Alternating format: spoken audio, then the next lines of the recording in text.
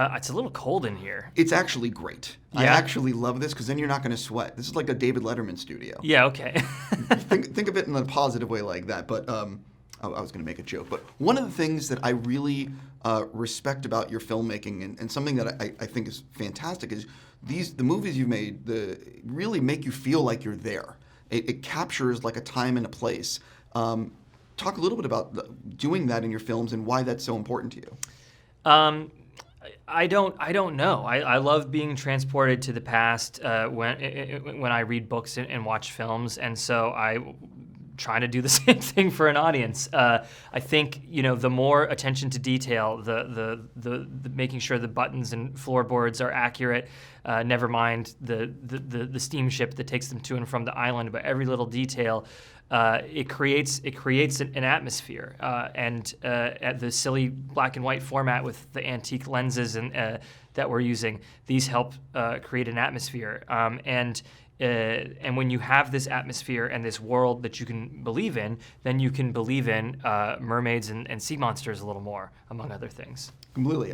One of the things is I loved the use of the old cameras and the lenses, and for me as a cinephile, it was awesome. How challenging was it to locate these cameras, to get these lenses, and to actually have the financiers be like, yeah, that's cool, you can do this? Once the financiers were on board shooting black and white 35 millimeter negative, as in there's no color version of this movie in any way possible, then it was sort of like, okay, if you want to go crawl around with a flashlight in the back of the Panavision closets and find old dusty lenses that no one's touched since the 1930s, we are over it at this point.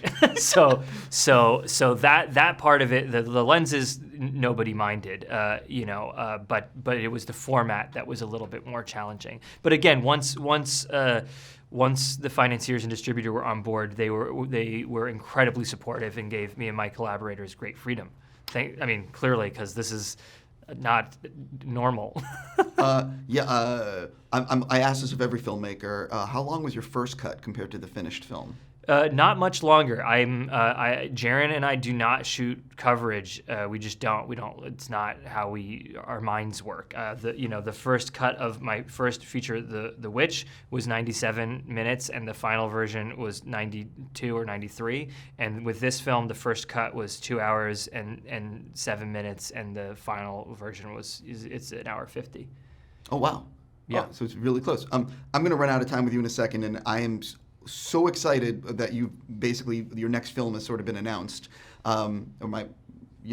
It was leaked, not announced, but I might be able to talk about it depending on what your question is. Well, I want to know, because you've done such a good job at capturing a time and a place. How are you planning? Have you already started thinking about how am I going to make the 10th century with Vikings authentic and real on screen? I've been thinking about it for over 2 years, so let's hope that it works out. Are you planning on shooting it in black and white? Is it going to be color? Have you thought that far ahead? The movie is too expensive to be black and white, even if I wanted it to be, and because much of the film takes place in Iceland, it's got good colors there. It's like another planet. Indeed. My last thing for you, it's been rumored that the Skarsgård brothers could be in it, and playing Vikings, no less. Right. How was it tough to convince them to do this, or were they all in? Nobody's deals are done yet, but whatever. I like hanging out with people who can beat me up. I don't know. Well, listen, I'll just say this to you. I'm tremendously looking forward to whatever ends up being next, and I commend you on making this. Thank you. I really hope everyone comes out for it.